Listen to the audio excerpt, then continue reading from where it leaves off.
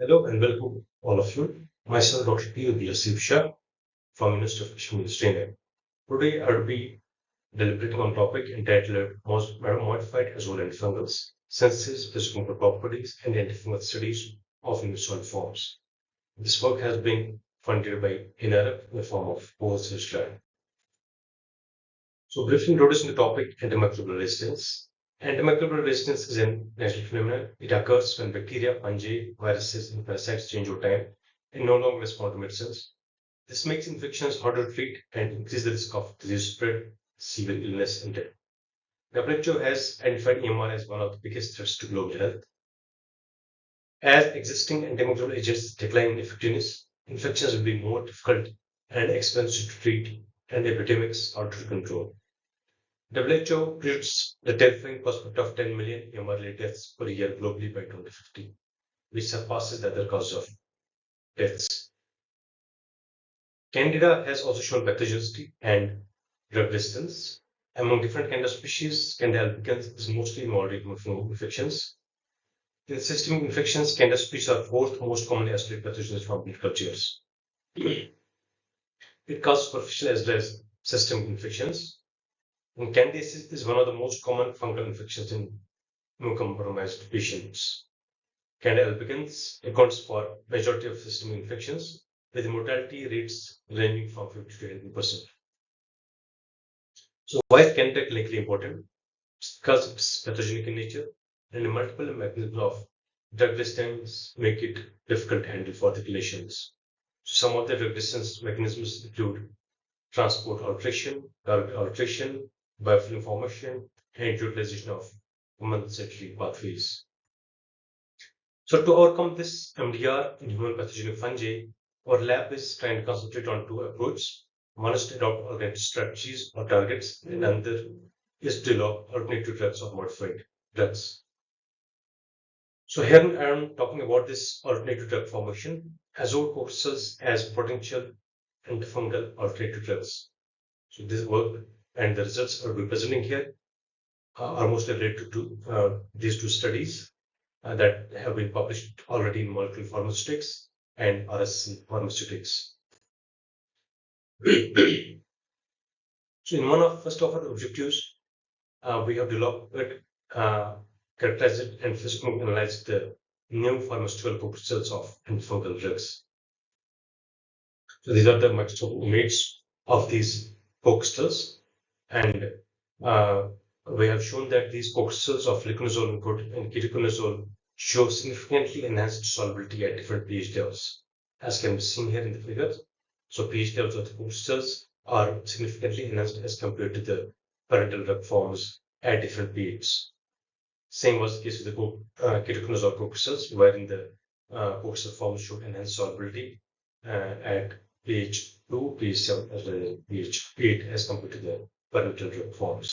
So these are the UV and daylight images which confirm the presence of or formation of the azole cocrystals, as can be seen here from the color change, or can be seen here from change in the melting temperatures of the crystal forms as compared to the parental drugs. And same was the case with the fluconazole cocrystals.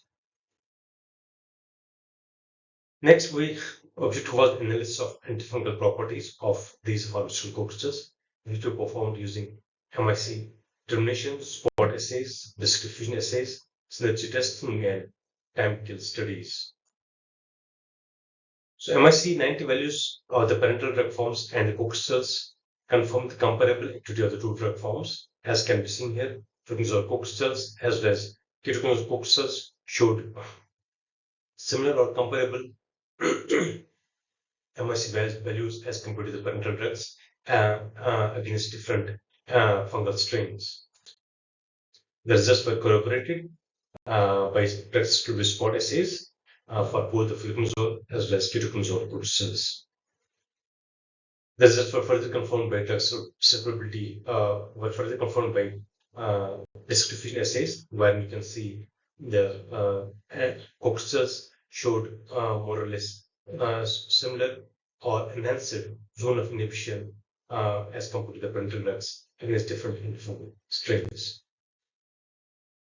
Azole coccystals also show synergistic interactions because we used different classes of antifungal drugs, and we were able to show that coccystals show synergistic interaction with polyene drug infiltration B, as can be seen here from the final FIQ values, which are much less than 0.5 value, which shows their synergistic interactions. Same was the case with the ketoconazole coccystals, where FIQ values were less than 0.5.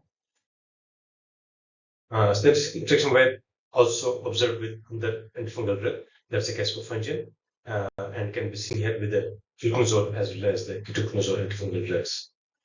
Next, we try to check the efficacy of these, efficacy and safety of these coccystals. For that, we performed the in vitro safety evaluation, and we're currently performing the in vivo safety evaluation as well. In case of in vivo safety evaluation, what we did, we used the human cell lines, MCF7 and HEC293. And in case of HEC293, as can be seen here, fluconazole coccystals were performed better and they showed less toxicity as compared to the parental drugs. And with the MCF cell line, the toxicity was comparable to that of the parental drug. Whereas for the ketoconazole, again, HEC3 cell lines showed more viability in terms of ketoconazole coccysteals, while ketoconazole parental drug was more toxic as compared to the coccysteal forms, which is shown here in the green. Whereas with MCF cell lines, the toxicity was more or less comparable between the coccysteals as well as the parental drug forms. So in conclusion, fluconazole and ketoconazole coccysteals exhibit better thermostability and aqueous solubility compared to parental drugs. Synthesized coccysteals exhibit pronounced antifungal activity in most of the cases. Azole coccysteals with 5-SSA show synergistic interaction with polyenes and echinocannabinoids.